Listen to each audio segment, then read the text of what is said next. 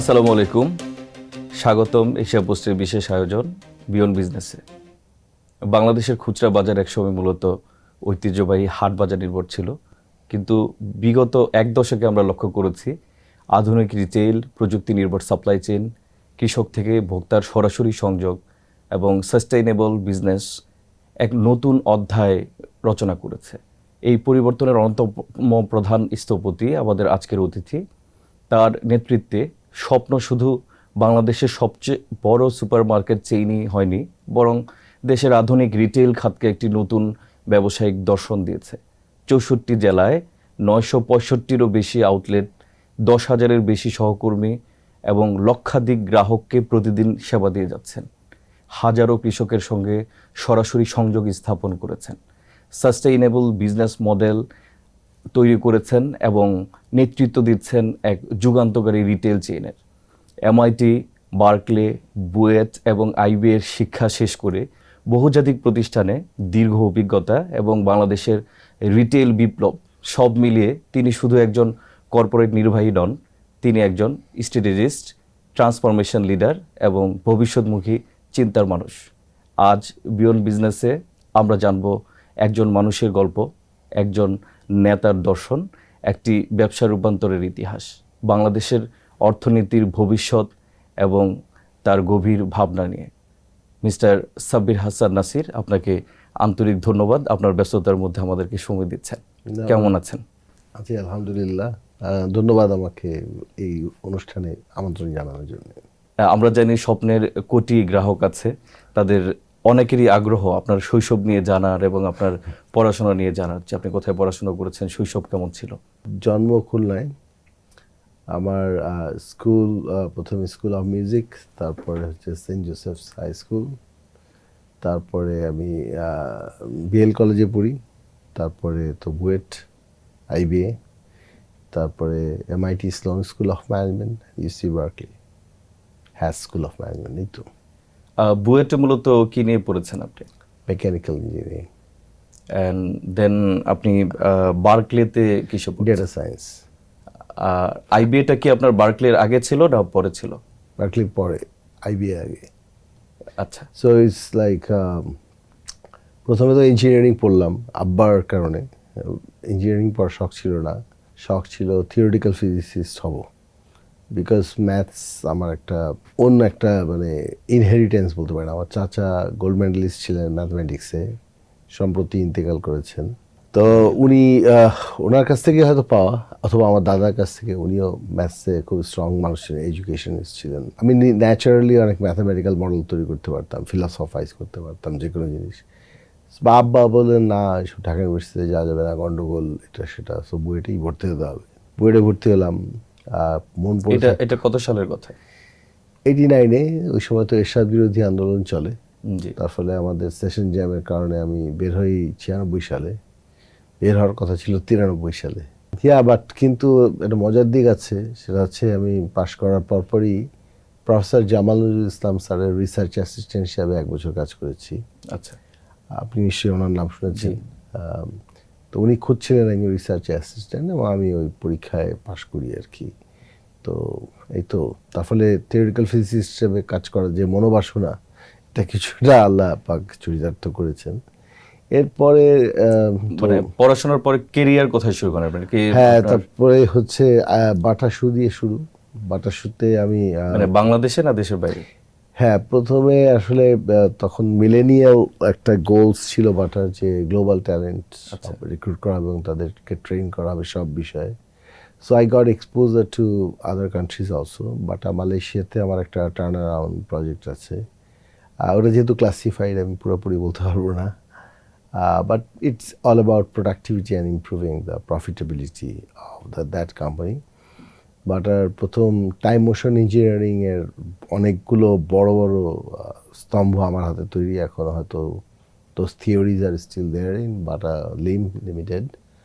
I got a chance to have lunch with Thomas Bata, the great Thomas Bata and his wife. And I used to know যারা Bata top leadership টিমে ছিলেন আর কি। তারপরে I went to Angola অ্যাঙ্গোলাতে আমি গিয়েছিলাম Unilever একটা প্রজেক্টে। তখন যুদ্ধ কেবল শেষ হয়েও শেষ না এরকম। So there are landmines and guns everywhere. So my project was to develop Unilever's project there. The project Tetra Pak is Southeast Asia operation. And then I became the first CEO of Autobi. ওই সময় CEO নামটাও ছিল না বাংলাদেশে। আচ্ছা, So for some reason I became the CEO because এটা কত সালের কথা? 2005-06 হবে। আচ্ছা। হ্যাঁ, স্যার নিতুন কুন্ডু মানে লেট নিতুন কুন্ডু উনি তো তৈরি করেছিলেন অটোবি। তো he wanted me to take over as the boss and report to him, but I said no, as your son is there, so let him be the managing director. So এই কারণে একটা confusion থেকে আমাকে CO বানানো হলো। It's like a parallel position. But I used to report to Animesh Kundu and then to Nitin Kundu, or both, or to the board, whatever you say. So during my time, Autobi became regional. We had 16 stores in India, big billboards across Kolkata and West Bengal. We used to export products to Middle East, hospital furniture, আমাদের সময় তো করা। Southeast Asia largest furniture plant to আমার সময় করা। So Autobi became a big brand. It became multiplied. So that was one of my transformation projects I was in Bangladesh, apart from multinationals. Then I went to UK, tried to start my consulting company, but my father was ill. I had to come back. But SEI actually contacted me while I was in the US, UK. So I thought that I cannot contribute much other than online. But they said, nah, আপনি আসেন এসে করেন। তো however, somehow আল্লাহ পাক চাইছেন। লিডারশিপে তখন কারা ছিলেন ওই সময়টা? তখন এসিআই লিডারশিপে doctor Arifdoullah was the group CEO. স্বপ্ন দেখতেন হচ্ছে সৈয়দ আলমগীর। আচ্ছা আচ্ছা। সৈয়দ আলমগীর টেক ওভার করছেন কর্নেল কামাল থেকে। কর্নেল কামাল টেক ওভার করছিলেন আসিফ ইকবাল থেকে। Actually, the founding CEO was Asif Iqbal. And during my time, when I was a consultant, Syed Alamgir was the CEO of Shwapno. So literally, I took over from him. I didn't know. I got an offer from Agora Limited. I wanted to join there, and then SEI requested. So I started my career as CEO of Shwapno. So আপনি শুরুতে ছিলেন consultant? হ্যাঁ, আমি এটা কত সময় ছিল? বেশি না, 3 মাস হবে। আমার মনে আছে আমি বাথরুমের পাশে আমাকে একটা ছোট্ট ডেস্ক দেওয়া হয়েছিল, and I used to sit there. Being ex-CEO of a big company, ধরেন আমি যখন অটোবি ছাড়ি তখন তো প্রায় 550 কোটি টাকার টার্নওভার, 60 কোটি টাকা ধরেন net profit, no debt that time, at least not in my time. Later তারা যখন পাওয়ার প্ল্যান্টে গেছে তারা যেটাই করছে, আর আমার টাইমে it was a clean stable cash flow. Many bankers use to sit near me to get loan, to sanction loan, but I never wanted loan. I don't believe in that. I don't believe in leverage. I believe in equity. তো যাই হোক, কিন্তু ওই অবস্থায় একটা লোকের বাথরুমের পাশে একটা ডেস্কে বসে কাজ করাটা অনেকের কাছে তো অদ্ভুত, যে এটা মনে হয় একটা ডিগ্রেডেশন হইল। I never thought that way. Rather, I thought it's a job. Any job is great. So I could see the company as a consultant, what's going on, what's going right, what's going wrong. তার ফলে easy হচ্ছে আমার জন্য যখন আমি CO হিসাবে বড় রুমে গেছি, আর বড় রুমে আমি অভ্যস্ত আগের থেকে। কনসালটেন্ট হিসেবে আসলে আপনি কি ফাইন্ডিংস বের করেন? কনসালটেন্ট তো আমরা জানি যেটা, যে মূলত মূল কাজটা হয় ডিগ আউট করা। হ্যাঁ, অনেক কিছু ডিগ আউট করেছি। সেই সময়কার ফাইন্ডিংস গুলো আসলে কি ছিল আপনার? আমি যদ্দূর জানি যে সেই সময় স্বপ্ন প্রফিট মেক করছিল না, লস ইনকার করছিল। লস তো ধরেন একটা ম্যানিফেস্টেশন, কিন্তু কোর ইনগ্রেডিয়েন্টস হচ্ছে how you behave as an organisation, culturally how you are and how you are structured. So আমার কাছে মনে হচ্ছে যে they were not so much outlet centric. So philosophically, organisational philosophy and retail ইন্ডাস্ট্রির ইনগ্রেডিয়েন্টসের মধ্যে একটা কনফ্লিক্ট ছিল। রিটেলে আপনি স্যাম ওয়ালটনের নাম তো শুনেছেন, Walmart. Sam Walton use to go to the stores and use to find those things and use to build everything from the stores. এখানে আমার মনে হচ্ছে একটা বড় টপ হেভি হেড অফিস বানানো হয়েছে এবং অনেক বড় বড় লিডার্স। স্টোরের খুব লিন স্ট্রং পাওয়ার নাই, লিডারশিপ নাই। So it was a bit imbalanced. That's one big findings. Big people sitting in big chairs and big rooms, no contribution, no understanding on what's going on. So that's the second thing. Third হচ্ছে cultural issues. আমরা customer centric হলে তো আগে customer complain শুনতে হবে, আগে তো customer সম্পর্কে জানতে হবে, জান দিয়ে দিতে হবে যে কিছু না কিছু করতে হবে। So no consumer centricity as such, rather trying to develop supply chain, procurement team, but first thing the customer.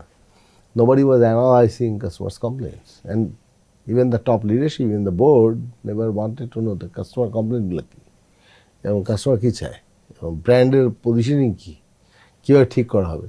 So these were my core findings. Apart from that, there was corruption at different levels. Okay, but আপনার super market চেইনে কি আগে কাজ করা হয়েছিল আপনার, বা ওই অভিজ্ঞতা কি ছিল? আমার রিটেলে তো কাজ করা, but I is a retail company, then Otobi তো রিটেল কাম ম্যানুফ্যাকচারিং।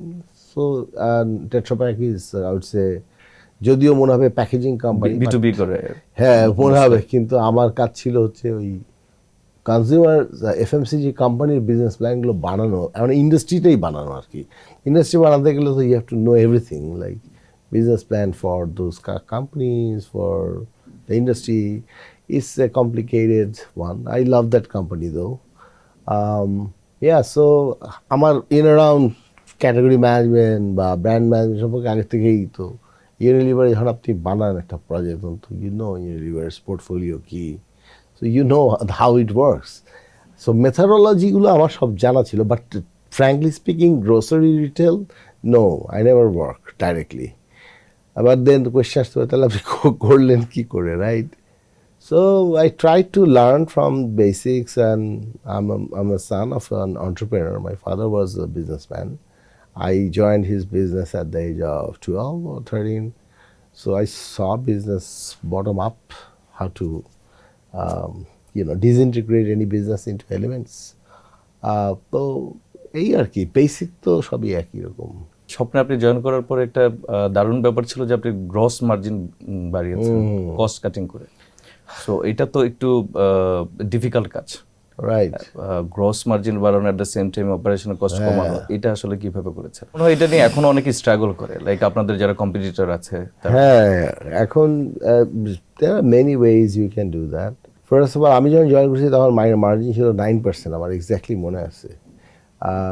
আমার এক বছর পরে এটা বোধহয় 13 উঠছিল, পরে এখন তো ধরেন 22% লেভেলে অপারেট করে। এখন এই যে শিফটটা একদিনে হয় নাই, হ্যাঁ, এটা অনেকে মনে করে বোধহয় এরকম ম্যাজিক দিয়ে হয়ে যাবে, না, হয় না। So always you have to know the productivity loop. This is a famous concept I picked up from MIT. A professor in Namahamone, but he used to teach me on system dynamics. So Walmart, Amazon, they actually picked up the system dynamics concept and they call it productivity loop. Now what is productivity loop? মানে আপনি যদি একটা জিনিস করেন ভালো, তাহলে ওইটার impact পড়ে আরেকটা জিনিসে, আর সেটা আবার ঘুরে যেটা দিয়ে শুরু করলে, ধরেন এ হেল্প করে বিকে, বি আবার ঘুরে এ কে হেল্প করে। সো আমি মনে করি scale and margin are connected. If you have more scale, then you might have more bargaining power, or you can buy in bulk. ধরেন যখন আমি জয়েন করেছি, আমি শুনেছি যে সিট টু শেলফ একটা কনসেপ্ট আছে, but it was not properly in execution. ধরেন ফার্মারের কাছ থেকে কিনে কনজিউমারের কাছ থেকে, তো আমি try to know why not. তো বোঝা গেল যে স্কেল নাই বলে কিনতে পারে না, কারণ কিনতে গেলে তো ট্রান্সপোর্টেশন দিয়ে আসতে হবে। যদি আপনি পুরো ফিল আপ না করেন, তাহলে তো কস্ট অনেক বেড়েছে, ট্রান্সপোর্টেশন কস্ট বেড়েছে। You have to buy in bulk. Now, how you can buy in bulk? So you have to improve your sales. So আমরা সেলস বাড়ানো শুরু করতে পেরেছি কিছু কিছু আইটেম, তখনই we could buy from the source. So then you improve your margin. So it's like a productivity loop, you know. Second, the beshi bargaining power থাকে তখন you can talk to the suppliers and check their value chain and squeeze a little bit. Because আপনার যখন bargaining power নাই তখন you can even talk. He will not listen to you, right? So this is second. Third, the FMCG manufacturers wanted visibility in the stores because Shwapno or big chains behave like a billboard, like a television channels. They want to keep their products, so they give for showcasing. So for showcasing, they can give some extra money, right? So there are ways to improve your margin. And finally, we call portfolio rationalization. So আপনার সব product সব সময় রাখতে হবে তা না। ধরেন আপনি যদি সমস্ত প্রোডাক্ট রাখতে চান আপনার একটা স্টোরে এবং স্টোরটা যদি আপনার সাইজ বের করা হয় এই পৃথিবীর সব প্রোডাক্ট রাখবেন, পৃথিবীর সব মানুষের ডিমান্ড ফিল করবেন, তাহলে তো স্টেডিয়াম দেওয়া হবে না, রাইট? তাই না? পৃথিবীতে যত প্রোডাক্ট সব যখন আপনি রাখবেন তো কীভাবে একটা স্টেডিয়াম দিয়েও তো হবে। তার মানে you can't have all product, so you have to choose, right? Right. So how you choose, এইটা একটা বেশ ভালো পয়েন্ট। হ্যাঁ, আমি আপনাকে প্রশ্ন করতাম যে আসলে যে এই প্রোডাক্টের লাইন আপটা আপনারা আসলে কিভাবে চুজ করবেন, রাইট? হ্যাঁ, তাই না? তো এখন কাস্টমার্স তো আবার সেগমেন্টেড, আপনি একজন আমি একজন, আপনার সাথে আমার কোনো মিল নাই। রাইট। আপনি যে প্রোডাক্ট চান আমি সেই প্রোডাক্ট চাই না, right. But there are segments of people যারা they behave alike. So your segment and my segment, if it is sizable, then we consider that as a segment, right? And তখন আমরা check করি আচ্ছা these are the products the consumer segments want, and then we check margin and the sales, and this is how we try to select the product. It doesn't mean that we keep only products which have got high margin. No. Our routine category, the margin is actually lower than the market sometimes or the average. For example, rice, edible oil, margin is very low. Edible milk powder, margin is very low. But for example, there are products where you might have good margin. So, you know, you make this mix and you make the portfolio. So আপনারা স্বপ্ন থেকে কি নিজেরা production করছেন না শুধুমাত্র কখনো কখনো সিএম করে নিয়ে আসেন এটা, লাইক কাস্টম ম্যানুফ্যাকচারিং? কখনো কখনো private level brands, specially private level brands স্বপ্নের কন্ট্রিবিউশন এখন অনেক কম, কারণ 4 to 5% রেঞ্জে আছে। আউটসে আমি এখনো পুরোপুরি এটাতে ফোকাস করি নাই, করবো, করছি। এখনো পর্যন্ত we are quite dominated by national and international suppliers. Okay.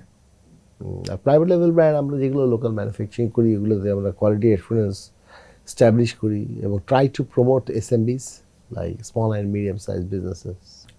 এখানে একটু আগে যে আলোচনাটা হচ্ছিল, আপনি প্রথমে যেটা বললেন যে আপনি ম্যাথমেটিক্স খুব ভালোবাসেন বা আপনার ইন্টারেস্ট একটা জায়গা, রাইট? হ্যাঁ। সো এখন যখন সিদ্ধান্ত নিতে যান তখন কি আপনার সিদ্ধান্তগুলো কি ডেটা ড্রিভেন হয় না আপনি ইনটিউশন ড্রিভেন হয়?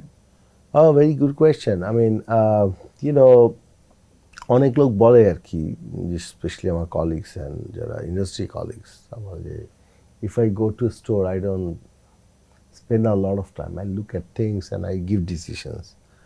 এটা কীভাবে করি এটা আমাকে আমার কলিগরা জিজ্ঞেস করে, অন্য কোম্পানির কলিগরাও জিজ্ঞেস করেন যে কী হয়। So I think everything is data driven, right? I mean, and ডেটার তো সংজ্ঞা আলাদা। কারণ কিছু আছে নিউমেরিক ডেটা, কিছু হচ্ছে অবজারভেশনাল ডেটা। ধরেন আমি আপনাকে দেখছি আর আমি কতটা অ্যাকুরেটলি আপনাকে দেখছি। ধরেন আমি দেখলাম আচ্ছা ঠিক আছে একটা স্ট্রাইপ স্যুট পরে একটা মানুষ আছে, উনি অ্যাঙ্কর, এভাবে আমি দেখতে পারি। আবার আমি দেখতে পারি না আপনার চশমার কালারটা কী, আপনার মানে কানের কার্ভটা কী, I can see every single details, right? Observation. এখন এই অবজারভেশনটা কত অ্যাকুরেট আপনি করতে পারবেন, আপনার ব্লিঙ্ক অফ এ সেকেন্ড আপনি কত ডেটা একসাথে ব্রেইনে প্রসেস করতে পারছেন, and how you can combine those data with numeric data. I think that creates the level of subconscious and intuition আসে তো ওখান থেকে। অফকোর্স মানে এখানে ডেফিনেটলি ইউ ক্যানট ইগনোর আল্লাহ পাক সুবহানাহু ওয়া তাআলা, যে তার একটা স্পার্ক অফ উইজডম আপনার কাছে আসে, এটা তো ইউ ক্যানট ইগনোর। তাহলে তোর কবিতা হতো না বা বিগ সায়েন্টিফিক ডিসকভারি হতো না। আসে কী করে? কোনো না কোনো জায়গা থেকে তো ভাবটা আসে। তো সেগুলো তো আছে, ওগুলো তো you cannot ignore. But rational গ্রাউন্ডে যদি আসেন তাহলে it's definitely different data layer working inside your brain and how you process that that's how I do okay so really difficult to dig out মানে আমরা হয়তো আমি more data driven, I'm more fact based, Okay. more rational. But there are decisions where you make intuition. ধরেন একটা store সবাই বলছে ঠিকঠাক মতো চলবে হ্যান ত্যান, আমি বলছি না, কিন্তু আমি মনে করি না just intuition, I get a feeling যেটা চলবে না, কিন্তু আই থিঙ্ক দেয়ার আর মানে রিয়েল র্যাশনাল ফ্যাক্টরস আর রিজনস. হয়তো I could see the access road, I could see the consumer's behavior, I could even see the windows, the cars and the rickshaws, everything. তো ওটা তো ডেটাই. Right হয়তো I cannot explain in data model right at that moment, but my subconscious is working on those data and is creating a data model and telling decision, predicting that. The prediction engine যদি AI use করি হয়তো আরো better হয়, কিন্তু সেটা আমার কাছে মনে হয় এআই সেলফ ইজ প্রিম্যাচিওর, এখনো এআই আরো অনেক পথ যাওয়ার বিষয় আছে. বাংলাদেশের কাস্টমারদের তো আসলে সেই এটা ছিল না, প্র্যাকটিসটা ছিল না সুপার শপ থেকে কেনাকাটা করার. না, তো বেসিক্যালি হচ্ছে কাঁচা বাজার থেকে কিনবে এই ধরনের একটা ব্যাপার ছিল. তো সেই কাস্টমারগুলো আপনার তো বিশেষ করে মিডল ক্লাসটাই তো আসলে মানে স্বপ্নে বেশি যায়. তো এদেরকে আপনারা এইভাবে মানে কিভাবে তাদের বিহেভিয়ারাল চেঞ্জটা আসলে কিভাবে করেন? খুব difficult. That's a great question. I mean, that's quite a $1 billion question. When I talk to foreign investors, they actually ask this question. কিভাবে? So we call it habit change or attitude change. So attitude change is a big game, I would say. Easy একটা জিনিস establish, তার মধ্যে কিছু product বানানো, price change করা, but একদমই নাই, ক্যাটাগরি এক্সিস্ট করে না, রাইট, ওটার জন্ম দিয়ে দেওয়া. আমার স্টিল মনে আছে মাই প্রেডিসেসর, আমার অনেক respected colleague, ex colleague Syed Alamgir, he was telling me যে Sabbir per capita income is so low, বাংলাদেশে এখনো রেডি না supermarket. He was right. Actually, he was very, very right. I agreed, I nodded to him. But then I took a challenge and I thought that, let's make it. কি করে বানানো যায়? তাহলে এখন যদি আপনি বিদেশি স্টাইলি সুপার মার্কেট বানায় বসে থাকেন এবং ওদের মতো করে ভাবনা চিন্তা করেন যে ও সব কাস্টমাররা চলে আসবে না, কেন আসবে না? এখানে সিম্যান্টিক্স বোঝার বিষয় আছে, এখানে বাংলাদেশের কনজিউমারের হেরিটেজ বোঝার বিষয় আছে, যে how the habit forms through repetition, right?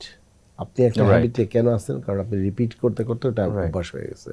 কারণ আপনি জিম করেন না, এখন আপনি প্রথম দিন একদিন করলেন, তারপরে কিন্তু আর করবেন না, কারণ আপনার ভালো লাগে না. যারা স্মোক করে তারা স্মোক ছাড়তে পারে না, কারণ অভ্যাস হয়ে গেছে রিপিট করতে করতে. সো আমাদের ক্যালকুলেশন বলে যে একটা জিনিস যদি 6 থেকে 8 বার কেউ করে, তখন আস্তে আস্তে অভ্যাস তৈরি হওয়ার প্রবণতা তৈরি হয়. সো 6 থেকে 8 বার. So you have to bring somebody to a new habit 6 to 8 times. So it's a theory, আর এই থিওরিটার এখানে অ্যাপ্লিকেশন কী? So we try to know যে পারসেপশন আসলে কী কনজিউমারের about supermarket. Back in 2012 we did a lot of research and survey and observations and depth interviews, FGDs. So এক নম্বর ছিল তখন সুপার মার্কেট এক্সপেন্সিভ, অনেক দাম বেশি, বড় লোকের জায়গা. 2 নম্বর হচ্ছে এখানে তো যেসব প্রোডাক্ট পাওয়া যায় এগুলো আসলে রিয়েল না, ফ্রেশ না, মানে মাছটা আছে এটা আসলে আসল মাছ না, ফ্রিজের মাছ এখনও অনেকের মধ্যে আছে. হ্যাঁ, এগুলো সব আনফ্রেশ. এটা আরেকটা ফিলিংস. থার্ড হচ্ছে এই সব ইয়ের মধ্যে কষ্ট করে হাঁটবো আবার নিব, মানে কেন? আমি তো যে পাড়ায় বলে দিই আমার যে আছে শপকিপার, ওনারা বললে উনি দিয়ে দিচ্ছে বাসায়, এত কষ্ট করে ট্রলি ঠেলবো কেন? মানে এইসব অদ্ভুত অদ্ভুত সব পারসেপচুয়াল ব্যারিয়ার মানুষের থাকে, যে ওয়াই. তো সেই জায়গা থেকে চেঞ্জ করাটা একটু কঠিন. হ্যাঁ, how you can change it. আমি বলবো যে আমরা প্রথমে কিছু ক্যাটাগরি বের করি, যেসব ক্যাটাগরিতে আমরা ভালো, যেমন beef was one big category I can remember. Rice was another big category. Why? এক নম্বর হচ্ছে আমাদের প্যাডি ক্রাশিং সম্পর্কে জ্ঞান ছিল কোম্পানি 2012 সালে, এবং কীভাবে মিলারদের সাথে রিলেশনশিপ তৈরি করতে হয় এবং সেখান থেকে কীভাবে better price at lower price আনা যায় এটা আমরা বুঝছি। বিফ সম্পর্কে আমাদের যারা ওই সময় কাজ করতেন, আমার স্টিল মনে আছে আজাদ সাহেব, সাজ্জাদ সাহেব, এবং আমাদের বস ছিলেন তানভীর সাহেব, সাইফ সাহেব, this gang they could understand and I would say Mahadi Faisal as well. এরা বুঝতে পারছে যে বিফের স্পেসিফিকেশনটা কী হওয়া উচিত। আমাদের কোয়ালিটি অ্যাসুরেন্স হেড ছিলেন তখন একজন, ওনার নাম হচ্ছে Zakir. He also could give me right specification যে 2 দাঁত থেকে 4 দাঁত, 80 কেজি থেকে 120 কেজি এই গরু যদি আপনি আনেন, এবং রিয়েল দেশি গরু, and then if you get the pieces that gives you the best taste, and then the meat bone ratio. তো যখন আপনি একটা প্রোডাক্টের উপরে স্পেসিফিকেশনের উপরে স্ট্রেংথ আনলেন ওভার মার্কেট, তো ইউ নো যে এটার প্রোডাক্ট ভালো। নাও comes the price perception, right? So we went for, আমার এখনো মনে আছে ইয়েলো ব্যানার, আমি জানি না আপনার মনে আছে কিনা, যে গলিতে গলিতে হলুদ ব্যানার, গ্রিন ব্যানার, ওইখানে লেখা ধরেন 30 টাকায় চাল, মিনিকেট চাল, অথবা 235 টাকায় গরু। এখন তো আর ওই প্রাইস নাই, ওই 12 সালের কথা বলছি। তো এখন এই আইডিয়াটা আমার মাথা থেকে আসছিল যে কীভাবে আমি রেজিস্টার্ড হবো। So I went to the পুরান ঢাকা কমিউনিটিজ অ্যান্ড স যে সব ধূসর বিল্ডিং, আর এই ধূসর বিল্ডিংয়ে কী চোখে বাঁধে। তা আমার চোখে বাঁধলো হচ্ছে ওই যে ওয়াজ মাহফিলের যে সমস্ত পোস্টারগুলা, ওগুলো চোখে বাঁধলো। আমি বললাম যে কারণ কি? তা বাঁধতেছে কারণ যে কালারগুলো ছিল হলুদ, হলুদের মধ্যে কালো টাইপ করা, ধূসর বিল্ডিংয়ে হলুদ একটা ধাক্কা। আপনি দেখবেন রোড সাইন অনেক সময় ইয়েলো দেয়, ইয়েলো আর ব্ল্যাক। সো ওই কনসেপ্টটাই I brought, and then my idea was বড় করে প্রাইসের নাম দিয়ে দিতে হবে। একটা ধাক্কা না, গরুর মাংস বাইরে 300 টাকা, 225 টাকায় কীভাবে দিচ্ছে, চালের দাম 40 টাকা, বাইরে এখানে 30 টাকায় কীভাবে দিচ্ছে, একটা ধাক্কা দিলে। ওই ধাক্কায় কেউ কেউ এসে ট্রায়াল করা শুরু করলো। ট্রায়াল করে দেখে আর এই স্বপ্ন তো আগের মতো নাই, নোংরা না, ইঁদুর নাই, গন্ধ নাই, অনেক প্রোডাক্ট পাওয়া যায়, এসিআর প্রোডাক্ট দিয়ে ভরা না, সব ব্র্যান্ডের প্রোডাক্ট পাওয়া যাচ্ছে। এই পারসেপশনের চেঞ্জটা আসলো, এটা রিপিট করতে থাকলো। Because we got their numbers, we started calling them, sir আরেকবার আসেন, এই অফার আছে, সেই আছে। 6 থেকে 8 বার যখন রিপিটেশন হলো, they started loving us, they started loving our boys, because we found যে connection between them and our boys and girls যারা আমাদের এখানে কাজ করে, it's very important. They want to know that particular person. So we taught them how to become consumer centric, how to create relationship. So ইচ্ছা করেই আমরা আমাদের ছেলেমেয়েদের বলছি একটু ডাউন টু আর্থ থাকতে, একটু হাম্বল থাকতে। আর আপনি দেখেন ইসলাম বা যে কোনো ধর্মের শিক্ষা হচ্ছে একটু বিনয়ী হও। সো এটা আমি নিজেই বলতাম কোরআন থেকে রিসাইট করে যে এইগুলো এই কারণে তোমার হাম্বল থাকতে হবে, আল্লাহ পাকও বলছেন। তখন দে ফিল ও there is a reason, not just for business, but a holy reason যে we should actually submit ourselves and we should behave humbly, not be arrogant. So বাংলাদেশের মানুষের তো অ্যারোগেন্স অনেক বেশি, ওটাকে কমিয়ে সার্ভিস ওরিয়েন্টেড করা, I had to do a hell of a job, and my successor letter যারা অপারেশনে আসছে তারা ওটা ক্যারি করছে যে একটু হাম্বল থাকা। এই কারণে আমাদের ছেলেরা সহজেই ভুল স্বীকার করে, স্যার মাফ করে দেন, ভুল হয়েছে, এটা আসলে আমার দোষ ছিল না। কারণ হিউম্যান, যে কাজ করবে তার ভুল হবে, যে কাজ করবে না মানুষ তার ভুল হবে না, তাহলে সে কোনো কাজ করে না। সো কাজ করলে ভুল হবে এবং ভুলটা শুধরাই নিতে হবে, এন্ডোর্স করতে হবে। So that's how I would say those are the key ingredients যেটা দিয়ে সত্যি সাথে আমাদের যারা গেস্ট, অতিথি, তাদের বন্ডিং অ্যান্ড রিলেশনশিপ তৈরি হয়, and it became wider and deeper. সে সময় তো আপনাদের যে সময়টা আলোচনা আমরা করছি, আপনাদের আগোরা মিনা বাজার তো একটা ভালো কম্পিটিশনে ছিল, অ্যান্ড তারা ভালো পারফর্ম করছিল সে সময়টা। তো ওনাদের কাছ থেকে কোনো কি আপনার প্র্যাকটিসকে আপনারা কপি করেছেন, বা ওদের কিছু প্র্যাকটিস ছিল যেটা ভালো মনে হয়েছে আপনারা পরবর্তী চর্চায় এনেছেন, এমন কিছু কি আছে? I never did that. আমি কম্পিটিশন ভিজিট করি কম। হ্যাঁ, আর এটা বলতে পারি যে কি বলেন আপনি, একটা বিজনেস চালান, কম্পিটিশন ভিজিট করেন না, রিয়েলি আই ডোন্ট। রিসেন্টলি যেমন আলফামার আসছে, আমি একদিন আমার বাধ্য হয়ে যেতে হয়েছে, কারণ আমার investors they said they ask me to go, but I create things from scratch. I don't copy any other thing from anybody. No, never. So, but Agora copy করেছিল ওই সময়, এবং that was a big turmoil. Agoraর CEO তখন Andre, he's now my friend. He's a French guy. So he came to Agora and he started following same strategy. ঠিক আছে, স্বপ্ন আছে এগুলোতে ডিসকাউন্ট দেয়, আমিও দেবো, same price, right?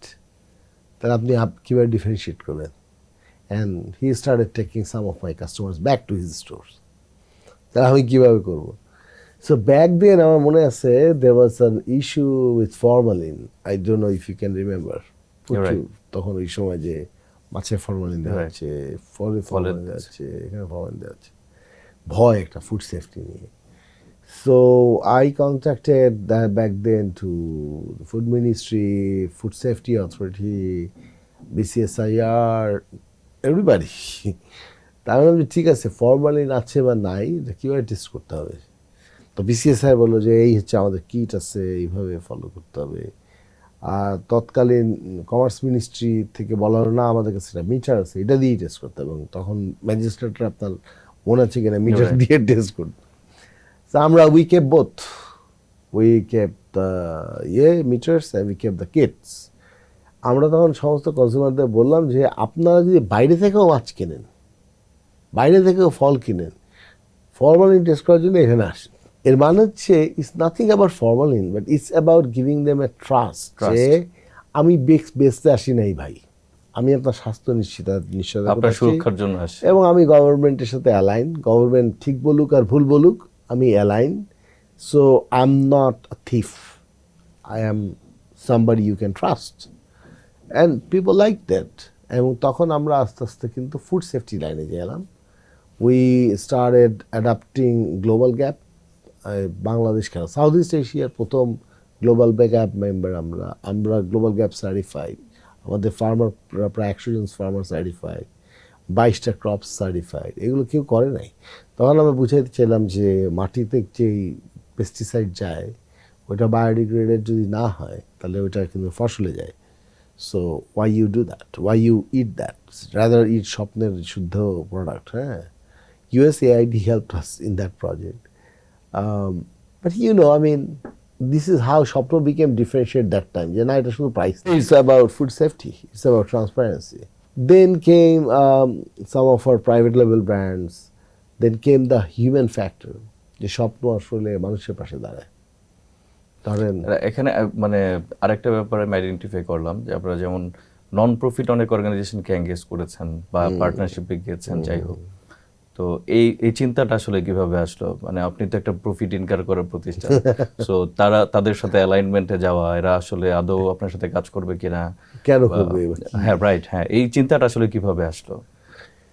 Well, I thought I'm kind of a believer of open loop ecosystem. Crisis থেকে আমার মনে হচ্ছে unity important.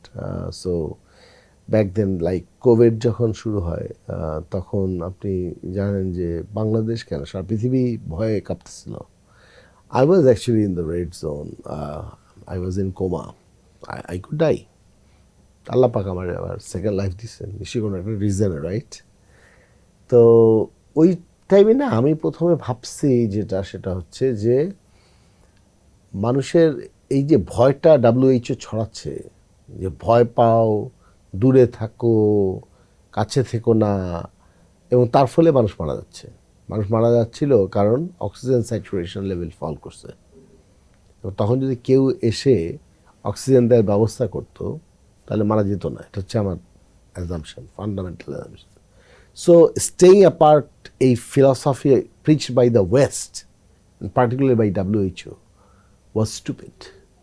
It was actually criminal. এটা নিয়ে ওই সময় WHO যিনি হেড, তার বিচার হওয়া উচিত ছিল, মিডিয়াগুলোর বিচার হওয়া উচিত ছিল। করি নাই আমরা, ভুলে গেছি আমরা। We lose so many lifes. Rather preach করা উচিত ছিল যে আপনি মাস্ক ইউজ করেন এবং স্টে ক্লোজ, এত ভয় পাওয়ার কিছু নাই। আমরা সবাই মারা যাবো, রেগুলার লাইফে থাকেন, আমরা সবাই মারা যাবো, তো আপনি মারা যাবেন না, আমি মারা যাবো না, আল্লাহ কখন চাবেন আপনি জানেন তো। তাহলে তার আগেই কি আপনি এমন জিনিস শুরু করলে আপনি মাকে ছেড়ে বাচ্চা চলে যাচ্ছে, বাচ্চাকে ছেড়ে মা চলে যাচ্ছে, হোয়াট ননসেন্স। এটা তো আর আল্লাহর নির্দেশিত পথ না, তাই না? এই জিনিসটা মানুষ কিন্তু মিস করে সবসময়। সো আই ডিসাইডেড যে উই উড ফাইট। সো আমার যারা বয়েজ অ্যান্ড গার্লস তাদেরকে আমরা বলেছি যে will fight against this disease and don't get scare. এইটা নতুন বাংলাদেশ তৈরি করার একটা সময়। আমরা তখন ইনক্লুড করছি অনেক কমিউনিটি, হ্যাঁ, তার মধ্যে একটা হচ্ছে আপনি জানেন যে অটিজম স্পেকট্রাম, ডিজেবল স্পেকট্রাম, কারণ ওই সময় তারা সবচেয়ে বেশি সাফারার, রাইট? সো ফার্মার্স কমিউনিটির মধ্যে অনেকেই লকডাউন অবস্থায় ছিল, এবং ওই সময় পাবলিক সেক্টর আমাদেরকে হেল্প করছে যে ঠিক আছে এই ফার্মারদের কাছে এই ক্রপসগুলো আপনারা আনতে পারেন কি না। They gave us truck. So beautiful collaboration between public and private sector that time. And other SMB যারা সাপোর্ট করে এই ধরনের অর্গানাইজেশন, যারা সবচেয়ে বেশি সাফার করছে, যে সমস্ত পেশাদার মানুষরা সবচেয়ে বেশি job হারাচ্ছিল। So we could track and we could include in our system. We didn't have online platform, so we collaborated with other online platform. তারা অর্ডার আনছে, আমরা প্রোডাক্ট দিয়ে দিছি।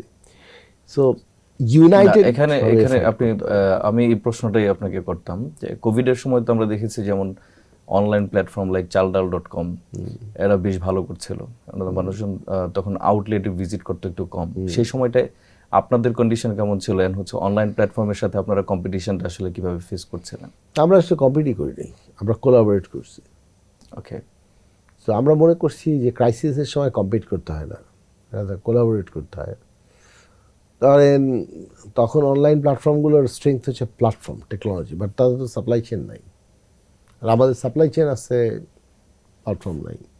So we try two collaborate together. আমরাও grow করছি, ওরা grow করছে, আমরাও গ্রো করছি, এবং that's probably one of the turning points of the modern trade growth. So yeah, আমি বলবো যে we collaborated nicely and that paid of. Government also supported that. So আপনারা অনলাইন প্ল্যাটফর্ম তো স্টার্ট করেছেন অলরেডি। সো অনলাইন প্ল্যাটফর্মে যারা ছিল, বাংলাদেশ সবচেয়ে বড় প্ল্যাটফর্ম ছিল চালডাল.com, দে আর স্ট্রাগলিং রাইট নাও, এটা আপনার জানার কথা। সো আসলে অনলাইন প্ল্যাটফর্মগুলো যদিও তারা একদম বেসিক নিড নিয়ে বেশি কাজ করছে, তারা আসলে পারছে না কেন, স্ট্রাগল করছে কেন আসলে? আমার মনে হচ্ছে এখনো আমার মনে হয়, এবং আই টক টু চালডালের যারা owners, founders and other platform founders, we are on talks always. I never shared that with them, but I think অনেকে আমরা মনে করি বাংলাদেশে যারা স্টার্টআপ কমিউনিটিতে আছে, because I advise many startups including the Latin American startups, US startups. I advise US startups, AI companies also. So আমার মনে হয় এখানে একটা বড় মিস্টেক এনারা করে আমাদের বাংলাদেশে যারা, সেটা হচ্ছে তারা মনে করে it's all about technology and coding. Jeff Bezos উনি যে করছেন, এত বড় অ্যামাজন বানাইছেন, উনি ফার্স্ট ডিসিশন কিন্তু নেন নাই কোডিং করতে হবে। উনি বুঝছেন পাওয়ার অফ ইন্টারনেট, বাট আপনি যদি খেয়াল করেন উনি ওনার স্টেশনটা বানাইছেন সিয়াটলে। না, why Seattle, right? That's a big question. উনি তো ক্যালিফোর্নিয়ায় করতে পারতেন, উনি তো সিলিকন ভ্যালিতে করতে পারতেন, উনি তো নিউ ইয়র্কে করতে পারতেন, সব বাদ দিয়ে সিয়াটলে। আপনি যদি সিয়াটলে যান, প্রচণ্ড ঠান্ডা, পাহাড় ওঠা নেচা করা কঠিন। এবং তখনও যখন উনি করছেন, আমি গেছি, I actually visited his office, by the way, I visited his top guys. তো ওইখানে কেন করতে গেছেন?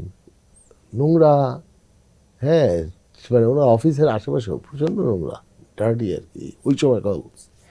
তা আমি বুঝতে পারি না কেন উনি গেলেন, কিন্তু গেছেন একটাই কারণে, কারণ বুক হোলসেল যেগুলো আর কি, ওয়ারহাউসগুলো সব ওইখানে। বুকের হোলসেল বিজনেসটাই সিয়াটলকে গিয়ে ওই সময়, এখানে that's why he move to Seattle. এখন এই যে বিজনেসটা, যে পিছনে ব্যাক এন্ড রেডি করা, এবং why I am doing the physical thing, এই আন্ডারস্ট্যান্ডিংটা আগে ইম্পর্টেন্ট। সো অনলাইনের ক্ষেত্রেও আপনি যদি ব্যাক এন্ড স্ট্রং না হয়, supply chain, just front end বানিয়ে কিছু অ্যাপস্টেস বানাইলে ইউ ক্যানট সার্ভাইভ। হ্যাঁ, কারণ তখন যেটা আপনার করতে হচ্ছে, আপনি ডিসকাউন্ট দিচ্ছেন beyond gross margin, so your gross margin is negative. হ্যাঁ, আপনি ম্যাক্সিমাম প্লেয়ার যারা এদের যদি ফাইন্যান্সিয়াল চেক করেন, গ্রস মার্জিনটাই নেগেটিভ। তার মানে আপনি যেই দামে কিনেন তার চেয়ে কম দামে বেচেন। তাহলে আপনি এটা কীভাবে সার্ভাইভ করেন? আপনি আপনার ইনভেস্টরে বলেন যে আপনার সাবস্ক্রাইবার বাড়ানোর জন্যে ফান্ড দরকার, তো ওই ফান্ডটা দিয়ে আপনি নেগেটিভ গ্রস মার্জিনে সেল করেন, এইভাবে কাস্টমার নন। যখন আপনি ডিসকাউন্টটা দিতে পারবেন না, তখন কাস্টমার কি চলে যাবে, রাইট? তাই চলে যাবে, যেটা আমরা লক্ষ্য করেছি ইভেলিতেও যে ঘটনা ঘটেছিল। তাই তো করে। হ্যাঁ। আচ্ছা, তাহলে এই যে লস ফান্ডিং একটা কোনো একটা জায়গা থেকে নিয়ে ক্যাশ বার্ন করবো আর গ্রস মার্জিন নেগেটিভ করে, you are not only making unsustainable business, you are also destroying the industry. If you can't do it, don't do it, that's my philosophy. So সেই জায়গা থেকে আবার বলবো যে ফার্স্টে ফিজিক্যাল বিজনেসটা বোঝা, এবং এই যে সামনের অনলাইন অর টেকনোলজি কিছু একটা, অথবা একটা এখন চলছে এআই একটা বাজ, এইটা নিয়ে লাফালাফি করা, এটার আগে ফিজিক্যালিটিটা বুঝতে হবে যে আসলে ন্যাশনাল ইকোনমির কোর ইনফ্রাস্ট্রাকচারটা কী, একটা বিজনেসের কোর ইনফ্রাস্ট্রাকচার কী আর মোডটা কী, then you can combine this together. So I think that's the right direction.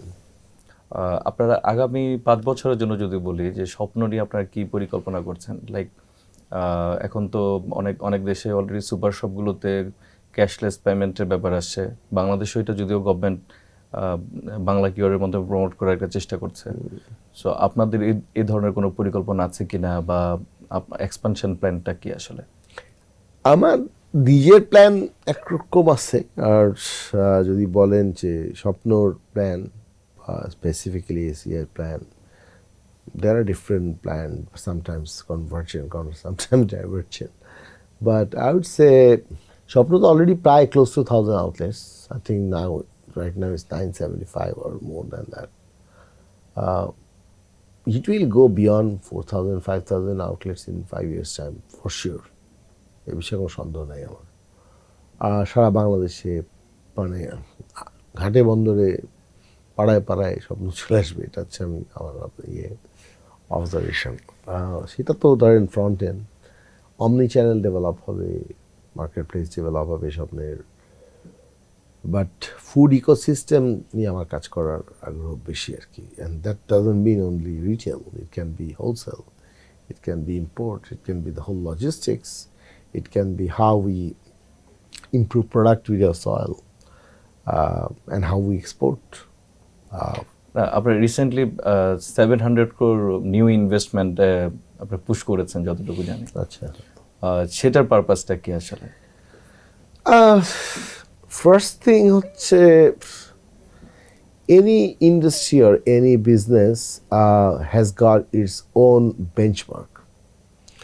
ধরেন রিটেল বিজনেস, তার EBITDA মার্জিন 6 to 7%, বড় জোর 7 to 8%, because a food retail, right? Food রিটেলে EBITর আপনার বেঞ্চমার্ক থাকে 2 to 3% বা 3 to 4%, এরকম। আমি সাউথ ইস্ট এশিয়ান রিটেলের কথা বলতেছি। নেটে গিয়ে 1 to 2%। So it's a high volume low margin business, এটা সবাই জানে। Now, if you look at the debt equity structure, আপনি দেখবেন 0.55, 0.6 এই রেঞ্জে থাকে, কারো 0.3। এখন আপনি যদি রিটেল বিজনেস করতে যান through debt and leverage, and if you fund the loss through debt, that's never going to be sustainable, and your balance sheet looks messy. So, and you cannot survive. So the best thing I think our CFO and the board did, which was preached by me long time ago, but now they decided, and this I think is a great idea, to clean your balance sheet and make it less leveraged. Retail business is not a business where you put a lot of leverage. So it's a great decision for ACI Group, for investors who invest in ACI.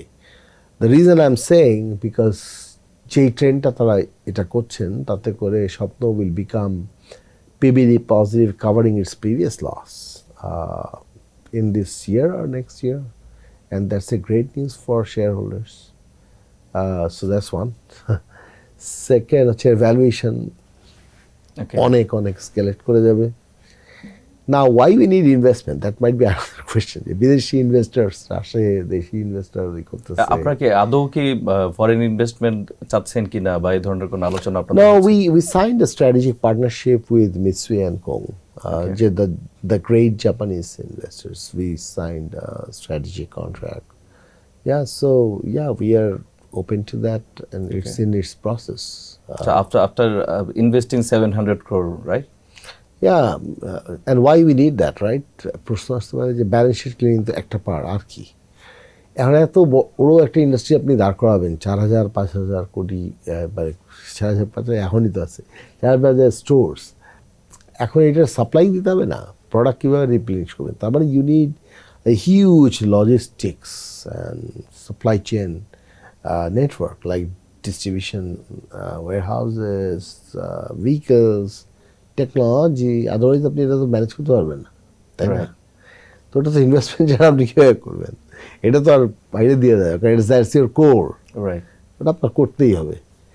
Third is, I think a lot of technology is coming in place in Shwapno to facilitate its operation and reduce little bit of human dependency in certain things so that decision making improves. So we need investment for that. Sometimes those technological investments is expensive. So then backward linkages, we need to have more farming, more connection with farmers, cold chain, frozen chillers and those things. So we need those. So are you planning to go manufacturing by yourself right now? Maybe in next 3 to 5 years time, but or maybe even less. Recent টাইমে একটা বিষয় দেখেছি, আপনারা অবশ্যই তো যেহেতু অনেক ধরনের প্রোডাক্ট আপনাদের অনবোর্ড করা লাগে, বিএসটিআই এর একটা মামলা সংক্রান্ত ব্যাপার আমি রিসেন্ট নিউজে দেখেছি যেটা, সো এই ধরনের ঘটনাগুলো এত বড় একটা স্ট্রাকচারের মধ্যে এটা এখনই ঘটে, হ্যাঁ কিভাবে হয়? খুব interesting question. So first of all, এই প্রোডাক্টগুলো দেয় কারা? দেয় তো প্রতিষ্ঠিত সাপ্লায়ার. স্বপ্ন কিন্তু অপ্রতিষ্ঠিত কোনো সাপ্লায়ারের সাথে কাজ করে না, রাইট? ধরেন ইম্পোর্টার্স, যারা ইম্পোর্ট করে এবং যারা লাইসেন্সড অ্যান্ড যারা many times they are the exclusive importers of that product and manufacturers. এই তো এই দুইটা গ্রুপই তো আমাদের দেয়, আমরা তো আর বানাই না প্রোডাক্ট. এখন যেটা হয়, ওনারা আমাদেরকে তো কাগজটা পাঠায় দেন যে এই যে আমাদের বিএসটিআই অ্যাপ্রুভাল, এই আমাদের ইম্পোর্ট লাইসেন্স, এইটা আবার এই, and we trust them and we put those products inside. মানে আপনারা নিজেরা ভেরিফিকেশনটা করতে যাচ্ছেন, কিভাবে করব? আপনি এত প্রোডাক্ট, রাইট, আপনি ধরেন জাস্ট ইমাজিন আমাদের total turnover is more close two 3,600 crore per month. ধরেন 300 কোটি টাকা ট্রানজাকশন হয়, 300 কোটি টাকা ট্রানজাকশন আর 42,000 SKUs, কি পরিমাণ প্রোডাক্ট ঢুকে আপনি বুঝতে পারছেন? রাইট. ডিসি এবং ইয়েতে. তো আমাদের কাছ থেকে গেলে রিসিভ করা, ডিস্ট্রিবিউট করা, রিসিভ করা, ডিস্ট্রিবিউট করা, রিসিভ করা, ডিস্ট্রিবিউট আর প্লেস করা, এটাই তো কাজ. এখন এই প্রত্যেকটা প্রোডাক্টকে আপনি চেক করবেন, দেখি তো এটা কী আছে, সিল কোথায় আছে, কীভাবে করবেন? সম্ভব না. ইভেনলি টেকনোলজি দিয়ে কি সম্ভব? টেকনোলজি চেক করবে, ঠাক করে বের হয়ে আসবে? এখনো সম্ভব না. এখনো এটা বাংলাদেশে কোথাও নাই এই টেকনোলজি যে চেক করবে, একটা স্ক্যান করবে আর বলে দেবে যে এটা আছে কিনা. তার মানে হিউম্যানলি আপনাকে ঘুরে. বিএসটিআই তো রিসেন্ট টাইমে একটা কিউআর তারা জেনারেট করছে, কিউআরটা স্ক্যান করে সার্টিফিকেশন. আপনি প্রোডাক্ট দেখেন না, প্রোডাক্টটা তো নাই. তাহলে এখন এই প্রোডাক্টগুলো যে রিসিভ করে যারা ছেলেরা একটা স্টোরে, ধরেন ছোট ছোট স্টোরে কি ধরেন 3 জন কাজ করে বা 4 জন কাজ করে, ও তো শেলভিং করতে, ডাস্টিং ক্লিন করতে, পজিবিল করতে, এইতে ব্যস্ত. ওকে প্রত্যেকটা প্রোডাক্ট এটাতে তো একটা মানে যারা স্বপ্নের লয়াল কাস্টমার বা আমি রিপিটেড কাস্টমার, তারা তো ট্রাস্ট বেসটা কিছুটা হলেও, আই আন্ডারস্ট্যান্ড, বাট আবার কনজিউমারই ওই প্রোডাক্ট না পেলে আরও বিরক্ত হয় যে প্রোডাক্ট নাই কেন. প্রোডাক্ট যদি না থাকে তাহলে তার চেয়ে বেশি বিরক্ত হয়, যতটা নিউজে বিরক্ত হয়. এখন আমরা কি করতে পারি? আমরা একটাই করতে পারি, ম্যানুফ্যাকচার ইম্পোর্ট করতে পারি। ভাই দয়া করে আপনারা যখন দেন আপনারা এনশিওর করেন যে এগুলোতে পিএসটিআই আপনার সার্টিফিকেশন, ইম্পোর্ট লাইসেন্স এগুলো আছে, নাহলে আমার ব্ল্যাকলিস্ট করাবেন। আর আপনি ব্ল্যাকলিস্ট আসলে করতে পারবেন না, কারণ হচ্ছে আপনার প্রোডাক্টও তো দরকার, ওই প্রোডাক্টটাই দরকার, নাহলে কাস্টমার আপনার স্টোরে আসবে না। It's a very tricky thing. আমার মনে হয় এখানে একটাই সলিউশন হচ্ছে technology.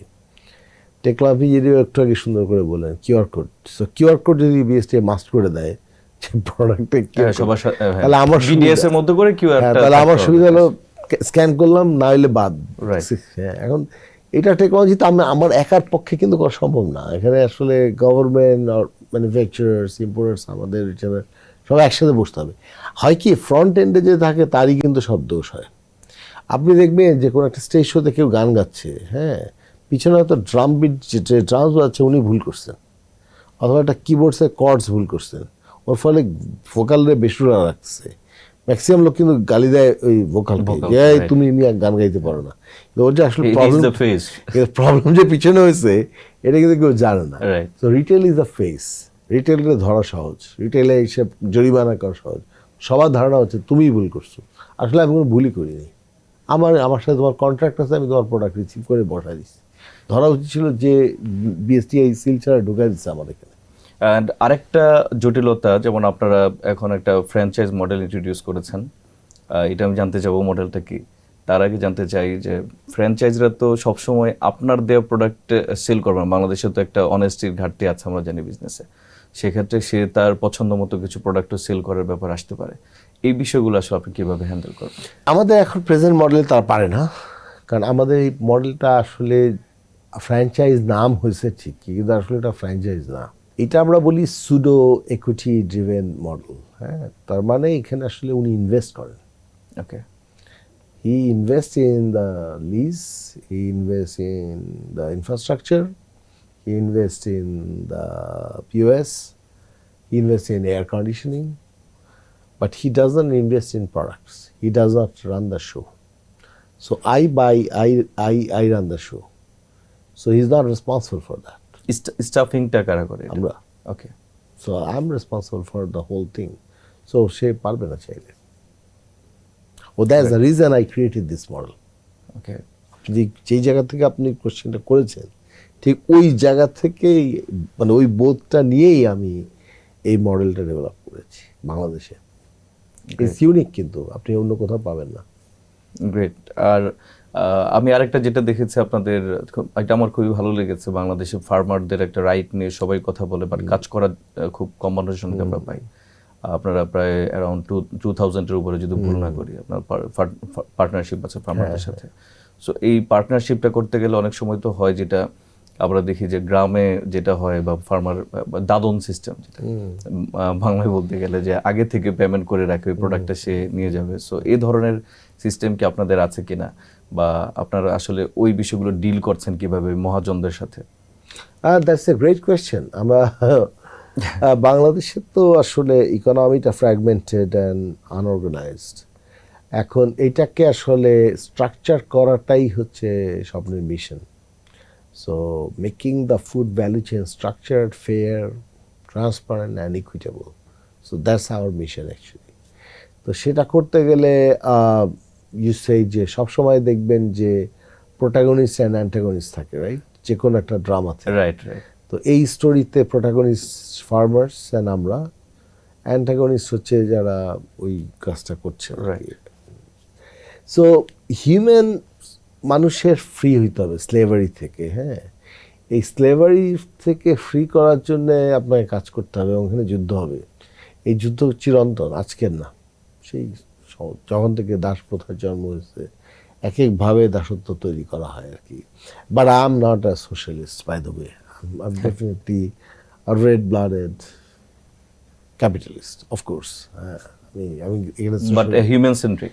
But I would say I'm a conscious capitalist. Okay. I'm a human capitalist, you can say, but I'm not a socialist. অনেক মনে করতে পারে আমি, am I promoting that? No.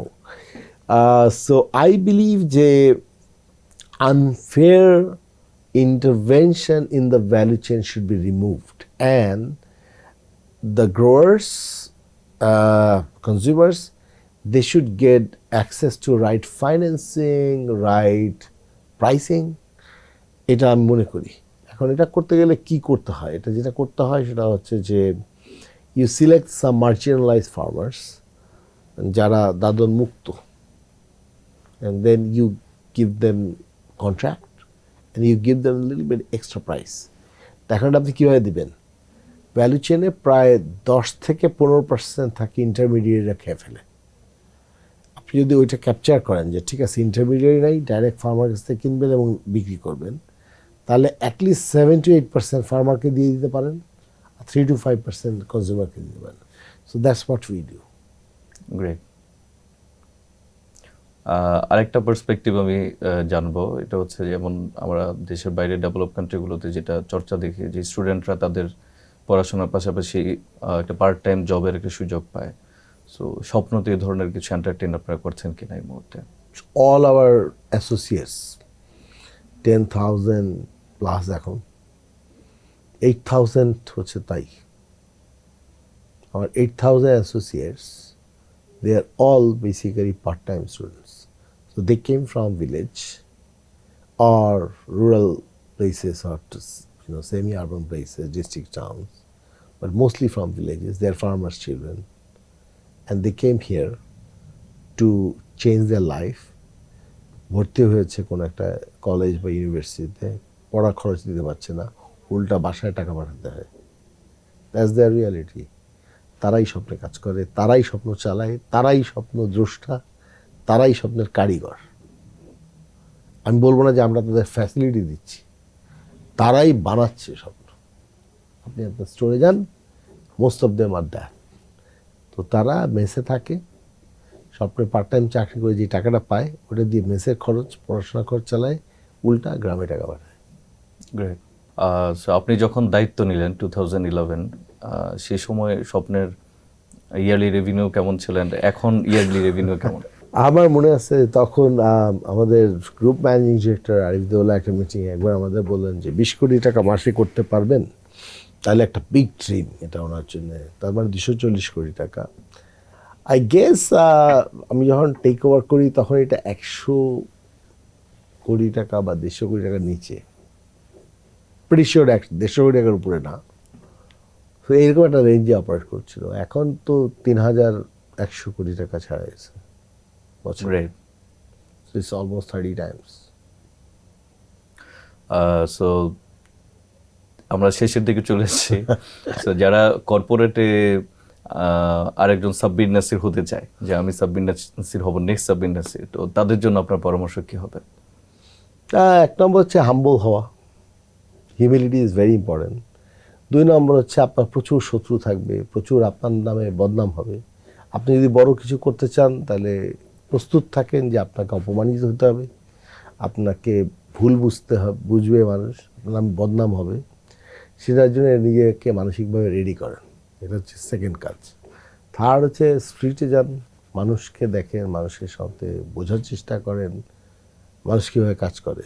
হ্যাঁ, তার সাথে ডেটাকে কম্বাইন করেন, নিজেকে সারাক্ষণ লার্নিং প্রসেসের মধ্যে রাখেন, অ্যান্ড আপনার টিমমেটস যারা তাদেরকে মোটিভেট করার চেষ্টা করেন। Bring the life and spirit into whatever you doing, and wake up in the morning with joy of making something new and contributing to your country. এই তো। বাংলাদেশের ইকোনমিক কন্ডিশন নিয়ে যদি আপনি কিছু বলেন, যে এখন যে অবস্থা আমরা আছি, খুব একটা ভালো অবস্থায় আমরা নাই মনে হয়। সো আমরা যেটা দেখছি, গ্যাসের ক্রাইসিস, ইলেকট্রিসিটি ক্রাইসিস, রাস্তায় ট্রাফিক, অ্যান্ড হচ্ছে আপনার আইন শৃঙ্খলা পরিস্থিতির অবস্থা খুব একটা ভালো দেখছে না, বা যেটা ফরেন ডিরেক্ট ইনভেস্টমেন্টের এটা অনেকটা কমে গেছে, বা লোকালি যারা বিজনেস করছে তারাও অনেক ডিফিকাল্টি ফেস করছে, ব্যাংক লোনের কারণে হোক বা ইকোসিস্টেমের কারণে হোক। সো আপনি ভবিষ্যৎটা কেমন দেখছেন? আমার কাছে মনে হয় যে এই পরিস্থিতির জন্য ঠিক এই মুহূর্তের যে গভর্নমেন্ট, তাকে আপনি যদি দায়ী করেন, দ্যাটস এ রং থিং। আপনি ইকোনমিক ট্র্যাজেক্টরি যদি দেখেন, আমাদের বাংলাদেশের ইকোনমিক ট্র্যাজেক্টরি, তাহলে I am not a politician by the way. হ্যাঁ, সো আমার পলিটিক্সের ব্যাপারে আগ্রহ নাই এবং আমি পলিটিক্যালি লেভেলড হতে চাই না। ম্যাক্রো ইকোনমিক আলোচনা করছে। হ্যাঁ, আমরা এখন কিন্তু পিওরলি ইকোনমিক্স আলোচনা করছি। সো আমরা দেখি যে একটা সময় আমরা দেখেছি আমরা সেকেন্ড লার্জেস্ট গার্মেন্টস ম্যানুফ্যাকচারার হয়েছি এবং সেখান থেকে আমাদের এক্সপোর্ট আর্নিং হয়েছে। নেট আর্নিং কতটা এক্সপোর্ট থেকে হচ্ছে সেটা দেখা যেতে পারে, বাট অ্যাটলিস্ট কর্মসংস্থান হয়েছে এবং প্রচুর ফরেন কারেন্সি ঢুকেছে, কিছু বেরিয়েছেও, কারণ হচ্ছে ইম্পোর্ট করতে গিয়ে যেটা হয়েছে সেখানে কিছু শেডি জিনিস থাকতেও পারে, সেটা নিয়ে আমি কথা বলতে চাচ্ছি না। আর একটা হচ্ছে রেমিটেন্স যোদ্ধা যারা বাংলাদেশ থেকে চলে গেছেন এবং ওনারা টাকা পাঠাচ্ছেন। So that's how you make your trade balance. এবং it was growing, per capita income was growing, GDP growth was there, it's all good. সমস্যাটা শুরু হলো প্রথমত কোভিড হলো, তারপরে ইউক্রেন ওয়ার হলো। এই দুটো হওয়ার পরপরই আপনি দেখেন ইন্টারন্যাশনাল মার্কেটে এনার্জির কস্ট বেড়ে যাওয়া শুরু করলো। So you had to trade through by higher price. At a higher price you have to start buying the oil or petroleum. So এটা হচ্ছে প্রথম ক্রাইসিস শুরু হলো কিন্তু তখন। মিনওয়াইল আপনি আপনার যে ফরেন কারেন্সি রিজার্ভ ছিল অনেক, সেটারে আপনি কি করলেন, আপনি ইনফ্রাস্ট্রাকচারে দিতে থাকলেন এবং যতটুকু খরচ হওয়ার কথা তার চেয়ে বেশি ওখানে চলে গেল, তাই না? তাহলে আপনার রিজার্ভ কিন্তু চলে যাচ্ছে। আর সেটা আমাদের কেউ কেউ বলতে পারেন এটা বিদেশে চলে গেছে, ওখানে গেছে। আমার কাছে তো কোনো প্রমাণ নাই, আমি জানি না যে বাইরে গেছে, সেটা আমরা আলোচনা, সেটা আমি জানিও না। কিন্তু আমি এটা জানি যে ফরেন কারেন্সি রিজার্ভ ডিপ্লিটেড হয়েছে এবং আপনি ব্যাংক লোন যা নিচ্ছেন সব ইনভেস্ট করছে ইনফ্রাস্ট্রাকচার এবং হার্ড ইনফ্রাস্ট্রাকচার, মানে ফিজিক্যাল ইনফ্রাস্ট্রাকচার। যেমন এনার্জির প্রবলেম সলভ করার চেষ্টা করছেন, আপনি রোডঘাট বানাইছেন, ব্রিজ বানাইছেন, এক্সপ্রেসের, এগুলো করছেন। That's a great thing. But আপনার ইকোনমির কোরটা কি?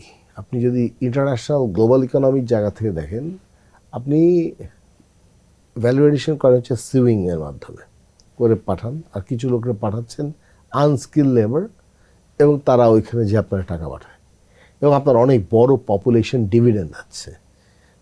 তাহলে এখানে আমার কাছে মনে হচ্ছে, এটা সবসময় মনে হয় এবং এখনও মনে হয়, তখনও মনে হচ্ছে, and I try to say, but I don't know, maybe my voice was not so hard, আমাদের পপুলেশন ডিভিডেন্ডকে কনভার্ট করা into proper human resource, human resource আর হিউম্যান অ্যাসেট, এইটা একটা কাজ।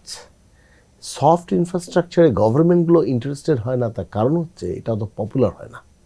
কিন্তু আপনি যখন ব্রিজ বানায় ফেলেন, একটা রোড বানায় ফেলেন, তখন কিন্তু সরকার অনেক কাজ করতেছে, এটা আমরা মনে করি।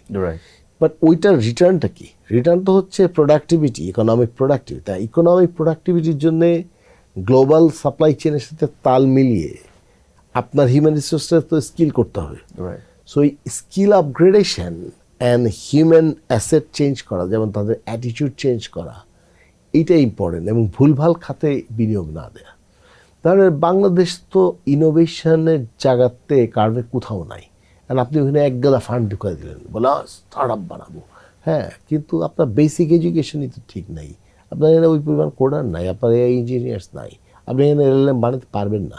কারণ সিলিকন ভ্যালি বলেন, জার্মানি বলেন, অনেক অ্যাডভান্স, চায়না অনেক অ্যাডভান্স, ওই এডুকেশন তো আপনার ঠিক নাই। আর আপনি বলেন আপনি এডুকেশন ঠিক করবো, কখন করবেন? এখন করবেন? তাহলে এখন কি করা যেতে পারে? এখন যেটা করা যেতে পারে, আপনি এখন যেই ম্যান পাওয়ারটারে বাইরে পাঠান, সেটা পার ক্যাপিটা যেই রেমিটেন্স আনে তার থেকে একটু বেটার রেমিটেন্স কার্ভে যাইতে পারেন। তাহলে আপনি you can send nurses, you can send restaurant managers, you can send retail managers.